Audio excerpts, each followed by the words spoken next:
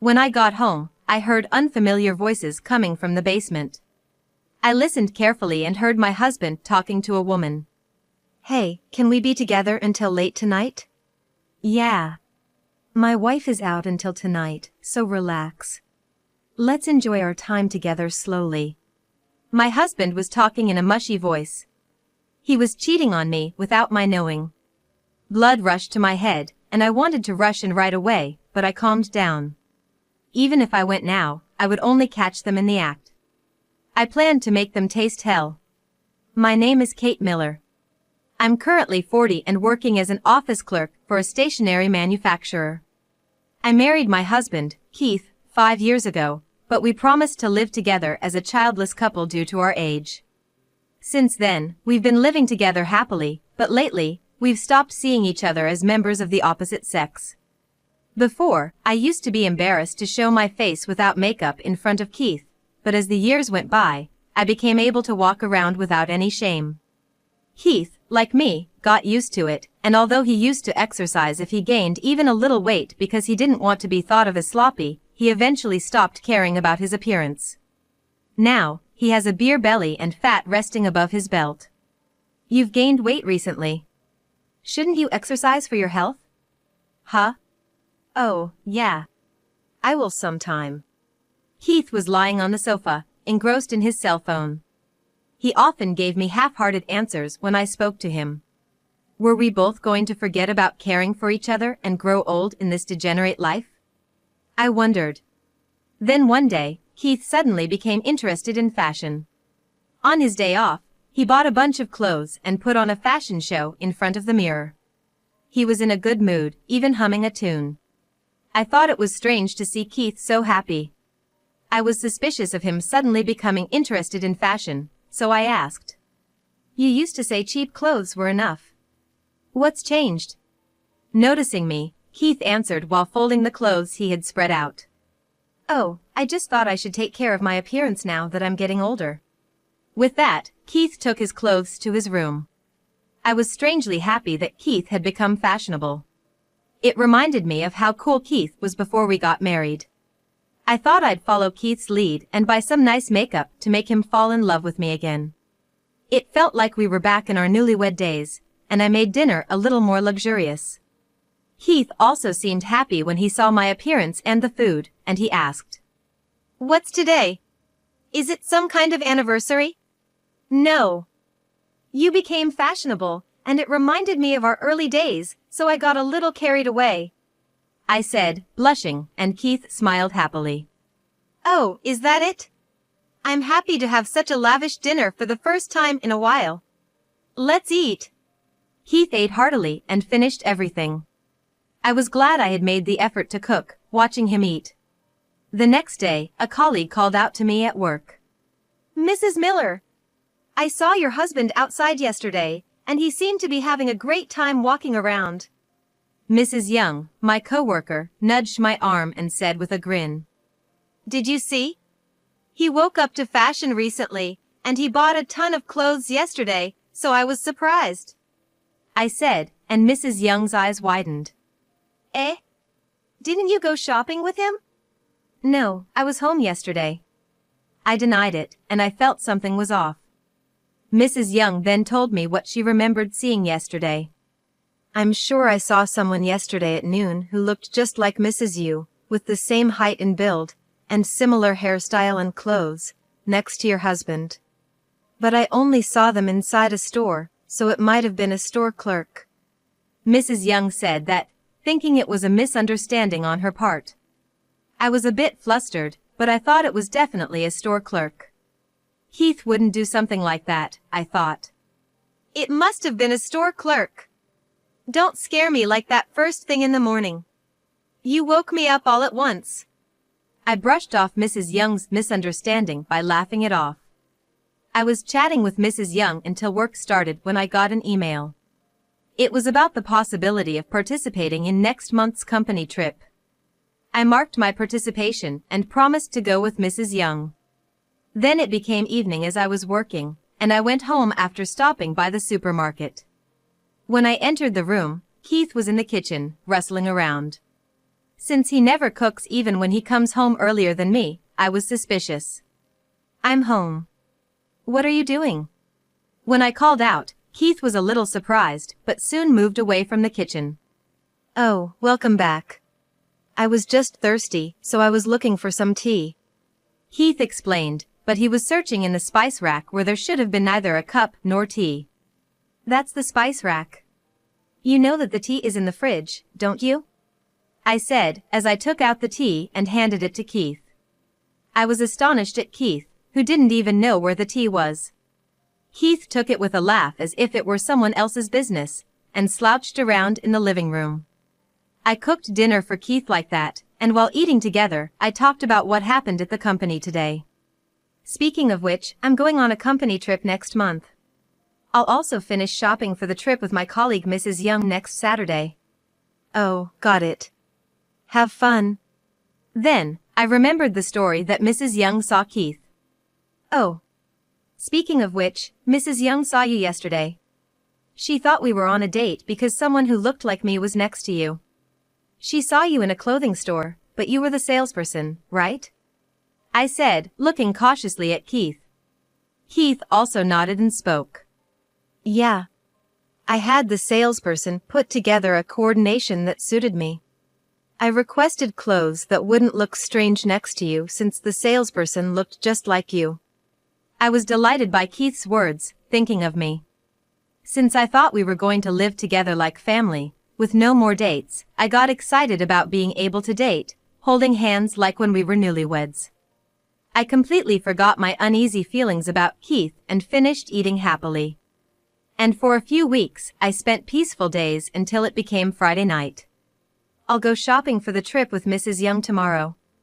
I'll probably eat dinner too, so I might not get back until after 11 p.m.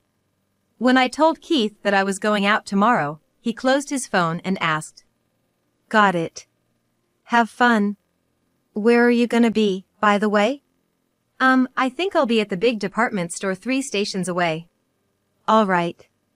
Don't worry about the time, just enjoy yourself. If it gets late, I'll come and pick you up. Keith was worried about me coming back. Recently, Keith has been worryingly kind and caring, and I thanked him with a not entirely displeased tone. Saturday morning came, and I went out early. I wanted to buy my summer clothes before meeting Mrs. Young. I spent a lot of time trying on clothes, and I didn't want to bother Mrs. Young, so I went early to choose and buy them alone. I ended up with more bags than planned, and I still had 2 hours left before Mrs. Young would arrive.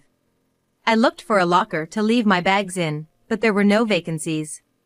I had plenty of time, so I thought I'd go home and drop it off. As I was walking down the street near my home, I saw a woman wearing a dress from my favorite brand. It was the very dress I had been wondering whether to buy. Her hairstyle and figure were similar to mine, and as I was watching, thinking I might buy it, the woman stopped right in front of my house. At that moment, I hid behind a utility pole to watch without being seen. As expected, Keith opened the front door and, after looking around, beckoned the woman into the house. Suspicion growing, I decided not to enter through the front door and quietly entered through the kitchen's back door. Then I heard the voices of Keith and the woman from the living room. Can we be together until tonight? Yeah. My wife is going out to have dinner with her friends, so we can spend time together until around 10 p.m. Keith reassured the woman, saying that I wouldn't be there until night. I'm so happy. Last time you left just after shopping, and I was lonely. Sorry. That day my wife was at home, and I would have looked suspicious if I'd been out late. I could hear Keith's voice, responding sweetly to the woman's cutesy tone. I felt a chill in that moment. I realized that the person Mrs. Young saw last time wasn't a store clerk, but this mistress. The thought that Keith had been taking such care with his appearance for this woman made me angry. Hey, did you look for the spices? If you didn't, I can't make a delicious meal, you know? I looked for them last time. I'll show you while I still remember. With that, their voices grew closer and closer. I was supposed to leave the clothes and leave, but I feared being discovered and instead went out with the bags. I managed to leave the house just in time, without making a sound. I put the bags in the outdoor shed and left the house in frustration, feeling like crying. As I walked, I wondered how long Keith had been cheating. Thinking that all the efforts Keith had made for me recently were actually for that woman made me furious. Feeling irritated, I met up with Mrs. Young. Even while shopping, I couldn't help but wonder when the two of them had started cheating, and who the mistress was. Determined to make him confess, I came up with a plan. After dinner with Mrs. Young, I returned home around 10 p.m. He was lounging around the house as if nothing had happened. "Welcome back. Did you have fun?" Keith was behaving so naturally that I thought what I had seen at noon might have been a dream. "Yes, I had a wonderful time." I responded to his lie with a lie of my own. I wouldn't be satisfied unless I trapped him in a way that he couldn't talk his way out of. I thought so, and kept Keith in the dark until my plan was perfect. Of course, during that time, I diligently collected evidence like photographs and recorded phone calls. 3 weeks went by, and I was looking forward to the company trip this weekend. By the way, isn't the company trip coming up soon? When does it start and end? Keith asked with a worried look in his eyes, but I knew he was probably planning to bring that woman over. I answered with a look of concern. "It's from Friday morning until Sunday night." "Keith, can you manage to cook and all? You might want to order takeout." "Yeah. I'll try not to make a mess. I'll miss you, but enjoy your time with your colleagues." I'm sure that at that moment, Keith was secretly celebrating the opportunity to spend time with his mistress. I hoped he would keep playing into my hands without suspecting anything. And then Friday came, and it was the day of the company trip. I was planning to leave the house at 10 a.m., and Keith was leaving for work at 8 a.m., so I would leave later. I took advantage of that time to carry out my plan. After Keith left, I immediately opened his room. I intentionally spilled perfume, filling the room with the scent. Then, I quickly sent Keith an email, telling him that I'd accidentally spilled perfume while cleaning his room, and asking him to sleep in the basement from today until Sunday. Keith's room had an inside lock, but the basement had an outside lock. I had utilized the mechanism of the locks. Since I received a reply from Keith agreeing to use the basement, everything seemed to be going according to plan. I looked at Keith's email and then headed straight for the company trip. During the trip, I couldn't relax. My mind was consumed with thoughts of Keith and his mistress, and I found it hard to enjoy myself. "Hey, Mrs. Miller. You look pale and you're sweating a lot. I'll tell the boss, why don't you take a break?"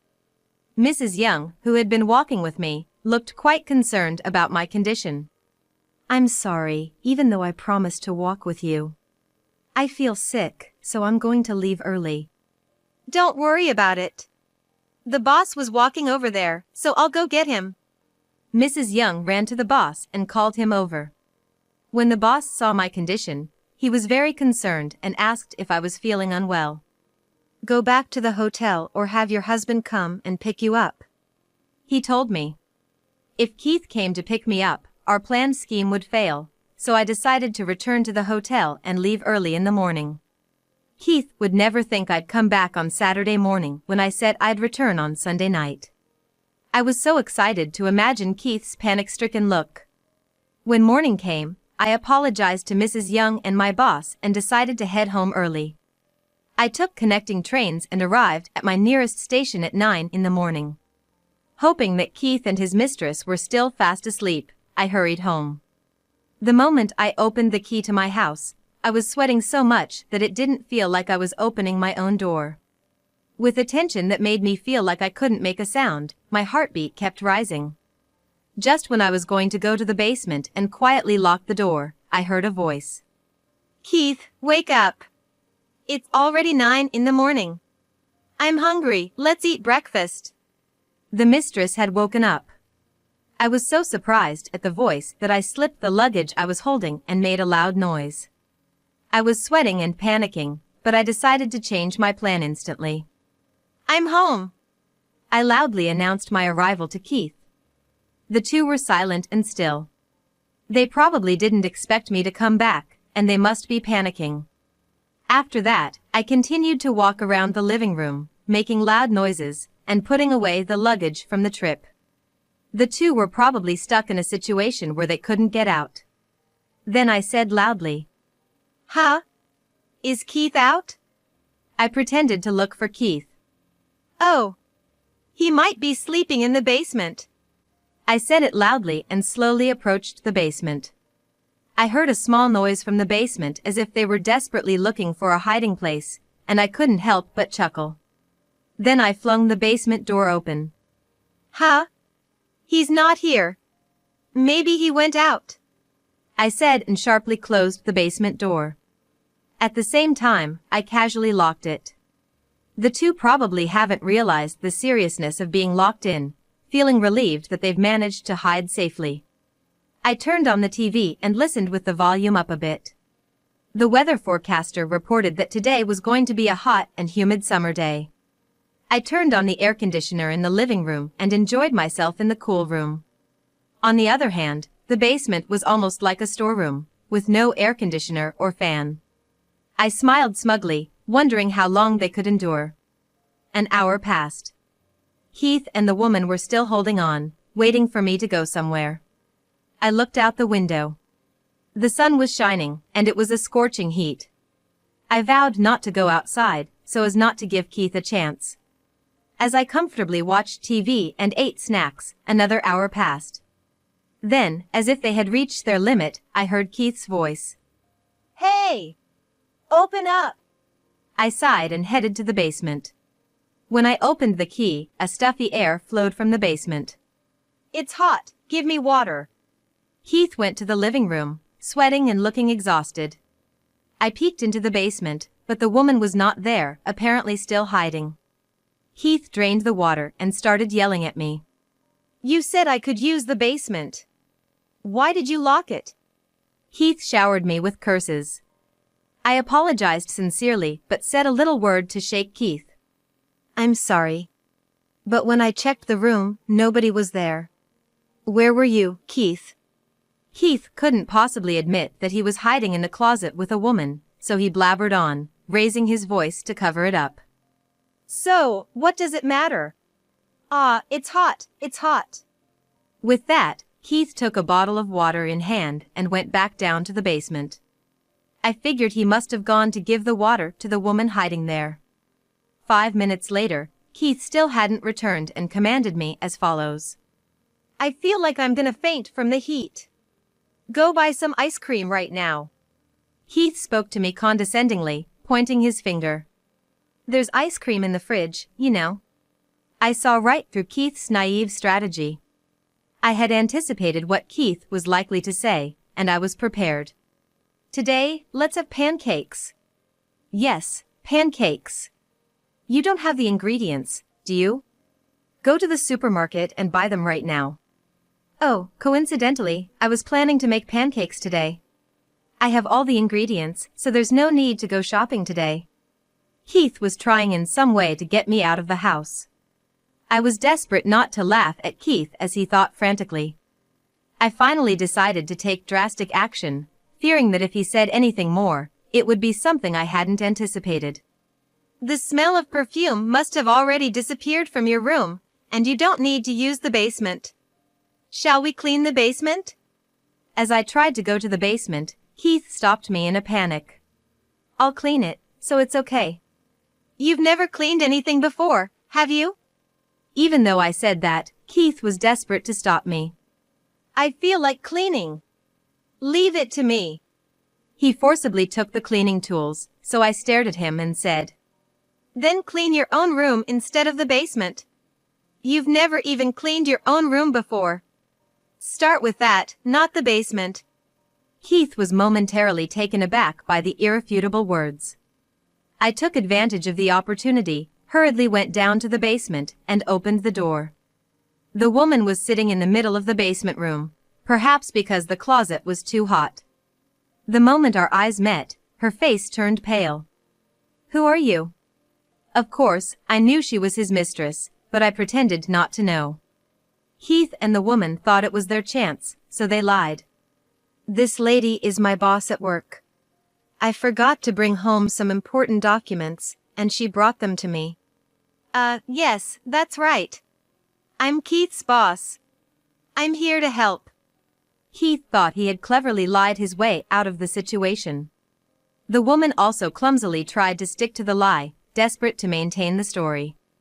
It was too sloppy, and I almost laughed. Really? Your boss comes to deliver them on a weekend morning? Normally, wouldn't you go and pick them up? I said that, and Keith started to sweat. Furthermore, I confronted Keith. Besides, if she's just delivering something, she doesn't have to come into the room, right? Even if you wanted to offer her a tea as thanks, you'd lead her to the living room, wouldn't you? It's strange to bring your boss into a room without air conditioning. Keith seemed to regret the lie he had made on the spot. But it's too late to regret now.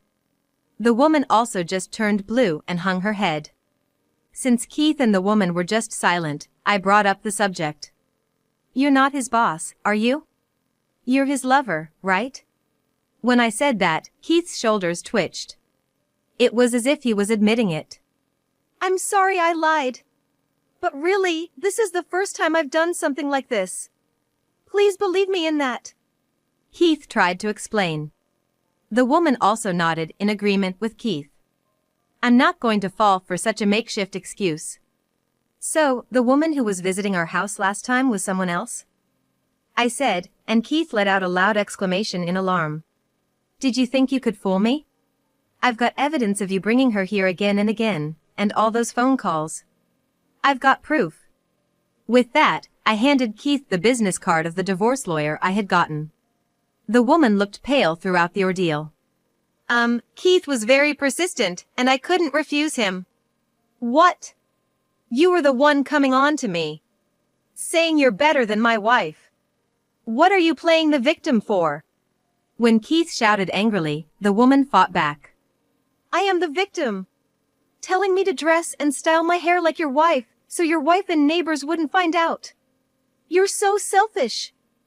The woman was also yelling, emotions raw. I stopped their quarreling with a single sentence. The real victim here is me. With that, their argument came to an abrupt halt. I quickly got the woman's address and contact information, and sent her home for the day. She played the victim card right to the end. Once alone with me, Keith looked awkward and kept his eyes down. Can you please leave right away? I think the lawyer will be contacting you about the division of assets. After that, Keith left with only his essentials. He's probably going to his parents' house. I had expected this, so the moment Keith left, I called his parents. Mr. Miller, I'm sorry to call so suddenly. Can I talk to you for a bit? I told his parents that Keith's infidelity had caused us to divorce, and they were quite angry. They apologized to me and promised to kick him out even if he came back home. Keith moved exactly as I had predicted. He apparently tried to lie and stay with his parents. I'm home. We're doing some renovations at the house. Kate went to stay at her parents', so let me stay here too. He shamelessly tried to stay with this lie, but his parents, having heard everything from me, lectured Keith and kicked him out. Keith will be staying in a hotel for a while, and I'm sure his money will run out soon. As I imagined Keith feeling uncomfortable as his address changes and rumors spread after the divorce, I found it funny and couldn't help laughing. I was delighted thinking about Keith's future miserable life. And the woman he cheated with will also be served with a claim for damages for emotional distress, so a few days later, the woman came to my house. Her parents were standing behind her. They said that she wasn't working and couldn't pay the claim, so she had turned to her parents.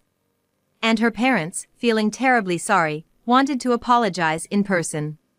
The sight of the three of them apologizing at my front door was quite ridiculous. I told the cheating woman this. You can take years if you need to, but you must pay back the money you earn yourself.